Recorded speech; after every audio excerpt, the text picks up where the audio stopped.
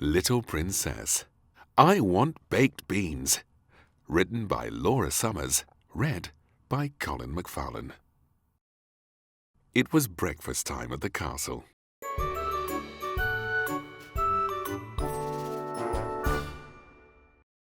Finished! What about your baked beans, sweetheart? Asked the Queen, looking at Little Princess's unfinished breakfast. I don't like them, said Little Princess with a frown. They're too round and bumpy, and they look like rabbit poos. There aren't any rabbits in the kitchen, exclaimed the King. Why don't you try one? They're scrummy. Little Princess picked up her fork with a big sigh. Then she held her nose and popped the baked bean into her mouth.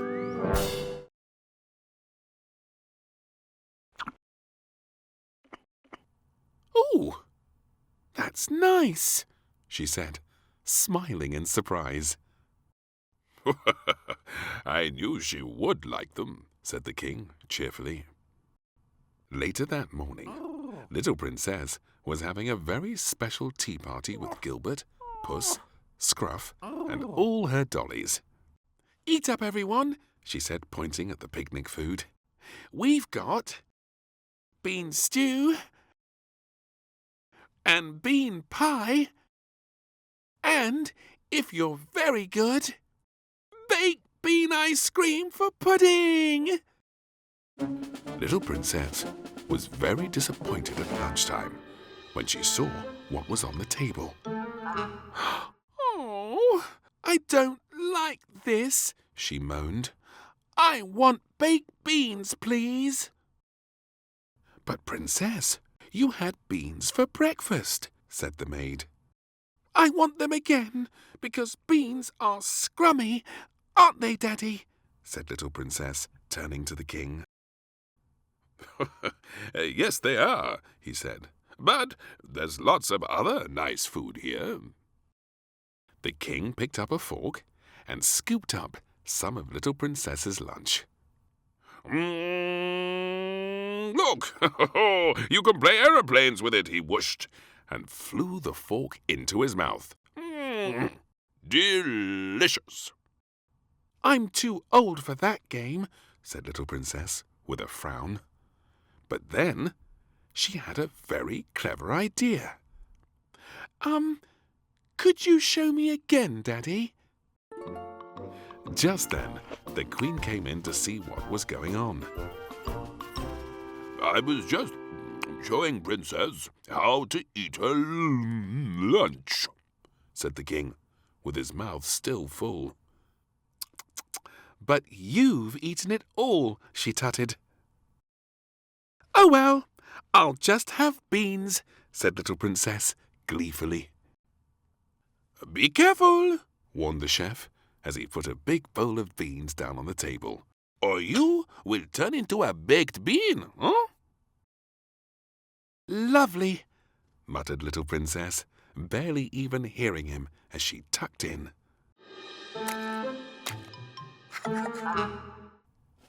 Later that afternoon, Little Princess was having a wonderful time playing on her space hopper. Woohoo! Look at me, she cried. I'm pretending I'm a baked bean. For the rest of the week, Little Princess ate beans for breakfast. She ate beans for lunch. And she even ate beans for dinner.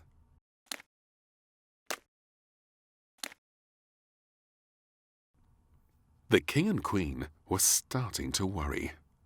Oh, it can't be good for Little Princess to only eat beans, said the King.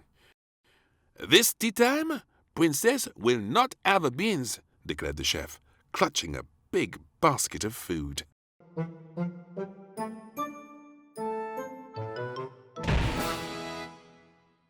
Oh, I hope you're hungry, Puppet, said the King to Little Princess. Just then, the general blew his trumpet to announce the arrival of Little Princess's very special tea.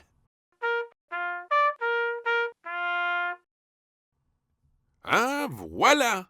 said the chef proudly, as he placed the magnificent meal in front of her. "Delicious casserole de princesse, huh?" "Ooh, lovely, but I can't eat it because then it will be spoiled," said Little Princess with a smile. "But don't worry, I'll have lots of beans instead." The next morning, the King and Queen were enjoying breakfast.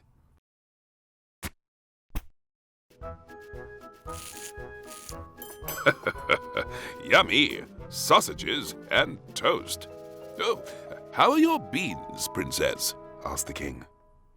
Little Princess sniffed their delicious-smelling sausages. And then looked at her plate of beans. "Fine, thank you," she said. "We've decided to let you have as many beans as you like, sweetheart," said the Queen. The chef waved his tray at Little Princess. "And I have enough beans for every meal for the rest of your life," he said. Little Princess suddenly looked worried. That sounded like a very long time, and already she was secretly getting a bit tired of eating beans all the time.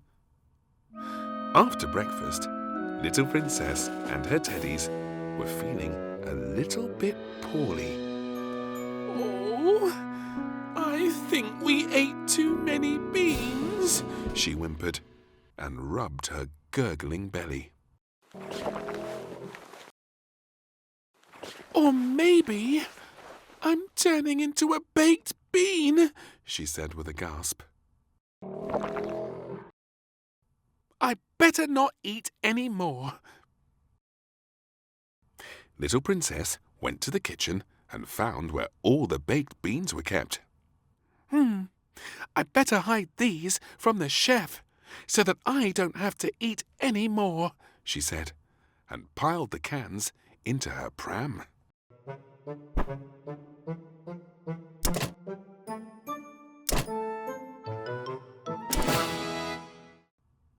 She hid some in the maid's laundry basket. She hid some among the reeds in the pond.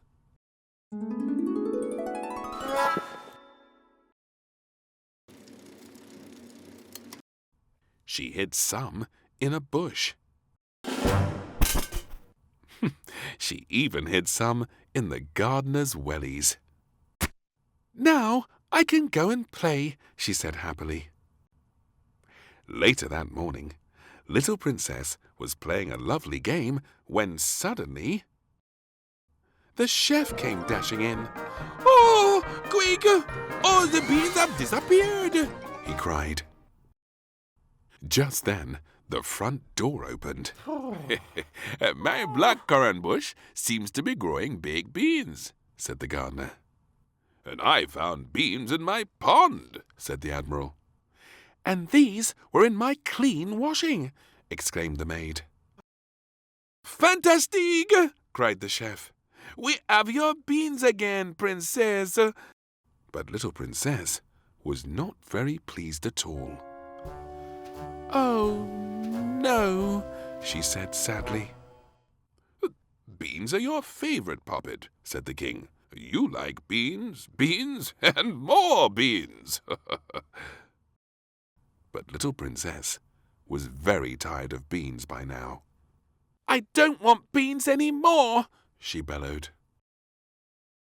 The king and queen nodded kindly and gave her a pat on the back. "I see," said the king. "You only had to say, sweetheart."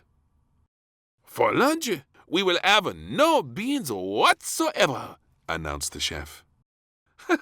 "Hurrah!" cheered Little Princess. "And today I'll make lunch for everyone." What a lovely treat! They all applauded.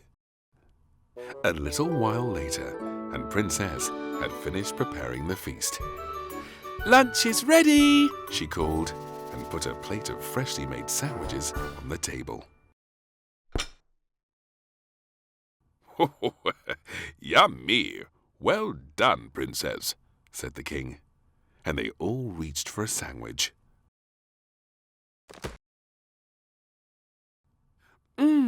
Delicious, said the maid, tucking in. Banana sandwiches.